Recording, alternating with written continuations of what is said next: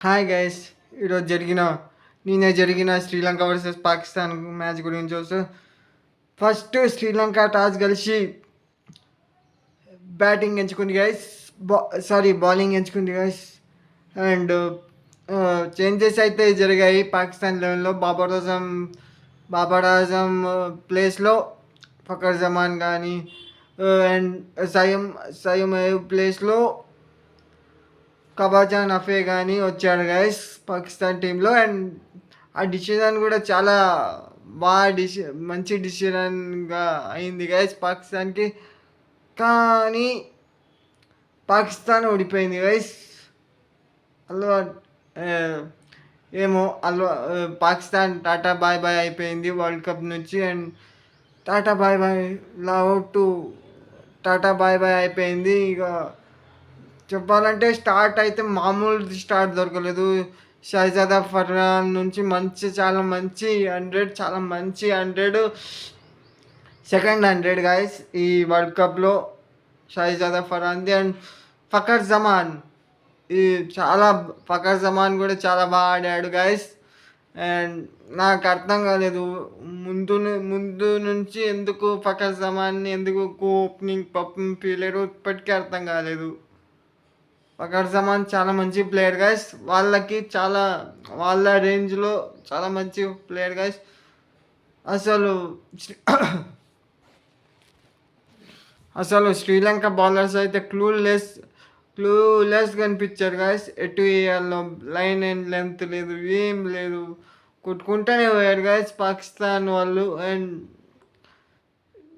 Clueless guys, చాలా bad bowling చేశారు. And చాలా మంచి షాట్స్ ఆడారు షహజాదా ఫర్హాన్ కానీ ఫకర్ జమాన్ కానీ. వాళ్ళ ఆకులోనే వేశారు గాయస్. బౌలింగ్ చాలా బాగా వేశారు. ప్లానింగ్ మంచి లేకుండే శ్రీలంకన్ బౌలర్స్ది. అండ్ వీళ్ళ బ్యాటింగ్ కూడా చాలా బాగా ఆడారు. ఎందుకంటే 13 ఓవర్స్లోనే చేంజ్ చేయాలి అని ఉండే కదా. బికాస్ వీళ్ళది 213 టార్గెట్ ఇచ్చారు గాయస్ పాకిస్తాన్ వాళ్ళు. ఎందుకంటే వాళ్ళ వాళ్ళ ప్రకారంగా అయితే క్వాలిఫై అవ్వాలంటే 147 లోపు అలౌట్ చేయాల్సింది గైస్. చాలా టఫ్. ఎందుకంటే ఆ స్కోర్లో ఆల్అౌట్ చేయాలంటే మామూలు విషయం కాదు. అండ్ చాలా మంచి నాకు షహజాదా ఫర్హాన్ నుంచి. అండ్ తర్వాత తర్వాత లాస్ట్లో డెత్లో చాలా మంచి కంబ్యాక్ గైస్. శ్రీలంక బౌలర్స్ నుంచి చాలా బాగా చేశారు. సూపర్ బౌలింగ్ చేశారు. డెత్లో 16 to 20 ఓవర్స్ చాలా బాగా చేశారు. ఇదే planning through out the match ఉంటే ఇంకా సూపర్ ఉంటుండే.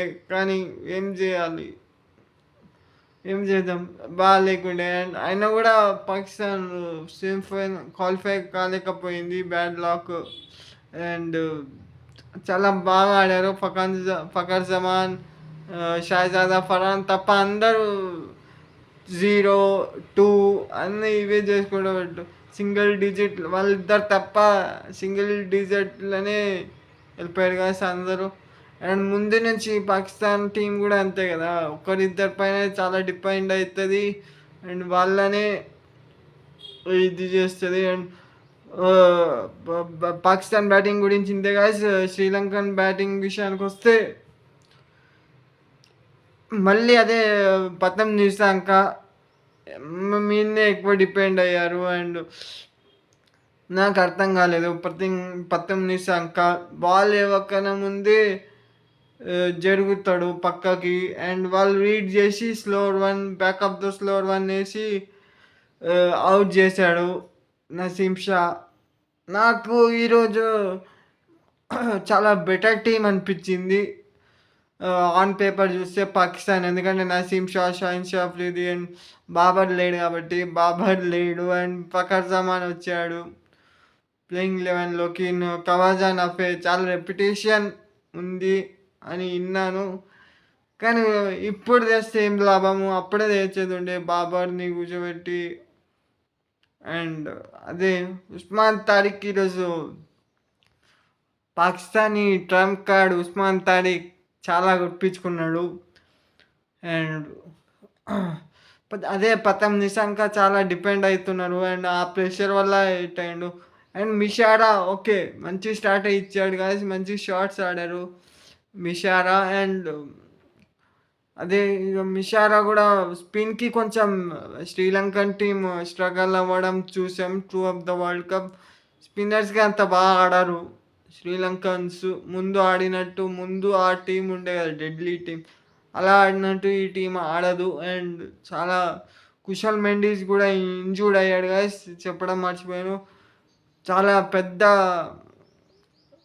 చాలా పెద్ద డెంట్ వాళ్ళకి కుశల్ మెండిస్ లేకపోవడం ప్లేయింగ్ లెవెన్లో. అండ్ చాలా ఎక్స్పీరియన్స్ అండ్ అటాకింగ్ ప్లేయర్ కాబట్టి చాలా పెద్ద నష్టం వాళ్ళకి శ్రీలంకకి. అండ్ తన ప్లేస్లో మిషారా వచ్చాడు గాయస్.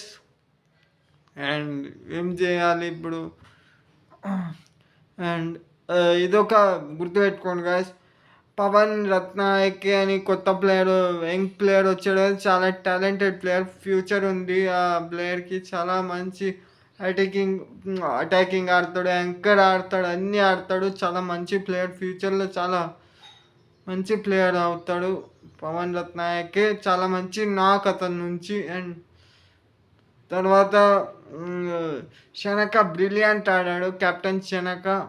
నాకు నాకు ఇది అర్థమే కాలేదు, ఎందుకు శనకని అంత అంత లేట్గా ఎందుకు పంపిస్తారని నాకు ఇంకా అర్థం కాదు. ఎప్పుడు శనక లేటే వస్తాడు, అంత పొటెన్షియల్ పెట్టుకొని యాజ్ ఎ కెప్టెన్గా అంత పొటెన్షియల్ పెట్టుకొని క్యాప్టెన్గా ఎందుకు లేట్ వస్తాడో తెలీదు. మేనేజ్మెంట్ కూడా ఎందుకు త్వరగా పంపించారో తెలీదు. అండ్ చాలా బ్రిలియంట్ నాకు అది. ఈరోజు గెలిపించి ఉంటే చాలా చాలా చాలా సూపర్ నాక్ అయి ఉండేది. వన్ ఆఫ్ ద ఇది dead rubber match, almost dead rubber match ఇది గాయస్. ఇది ఆయన కూడా చాలా లాస్ట్ వరకు వెళ్ళి చాలా టెన్షన్ మ్యాచ్ గైస్ ఇది. చాలా మంచి నాక్, చాలా బ్రిలియంట్ నాక్. సాడ్లీ చేంజ్ చేయలేకపోయారు. అండ్ లాస్ట్ ఓవర్లో షైన్ షాఫ్రీని 3 సిక్సెస్ కొట్టారు గాయస్, మస్తు కొట్టారు గాయస్, చాలా మంచిగా ఆడాడు. అదే ఇది తొందరగా వచ్చింటే అదే ఆ 5 రన్స్ త్వరగా వచ్చేమో మోస్ట్లీ శ్రీలంక కూడా విన్ అయ్యేదేమో మోస్ట్లీ. Sad thing guys. అదే శ్రీలంక ఎప్పుడు కన్సిస్టెన్సీ ఉండదు గాయస్. అదే ప్రాబ్లము. మంచి ప్లేయర్స్ని లేట్గా పంపిస్తారు, పిచ్చి పిచ్చి ప్లేయర్స్ని. అదెవరు జతీన్ ఎవరు అంట, ఆయనని ముందు పంపించారు శనక కన్నా ముందు. నాకు ఎందుకో అర్థం కాలేదు. అండ్ మళ్ళీ experience management Jayasuriya and Lasith Malinga ఎందుకు ఇలా చేశారో నాకు అర్థం కాలేదు. అండ్ ఓకే అయితే ఉంటాయి. చాలా సాడ్ అనిపించింది నాకు దర్శన్ శనకని చూస్తుంటే మ్యాచ్ అయిపోయిన తర్వాత. అండ్ ఇట్స్ ఓకే, గేమ్ ఇది, ఇట్స్ ఏ గేమ్. అండ్ ఈ వీడియోకి ఇంతే guys. And India versus west Indies preview కూడా పెట్టాను, అది కూడా చెక్అవుట్ చేసేయండి. ఈ మ్యాచ్ మీద మీ ఒపీనియన్ చెప్పండి. అండ్ ఈ మ్యాచ్లో కూడా మీ ఒపీనియన్ చెప్పండి. అండ్ లైక్ చేయడం మాత్రం మర్చిపోవద్దు. కామెంట్స్ ఎవరు చేస్తలేరు గాయస్. అండ్ సబ్స్క్రైబ్ కూడా చేసుకోండి ప్లీజ్.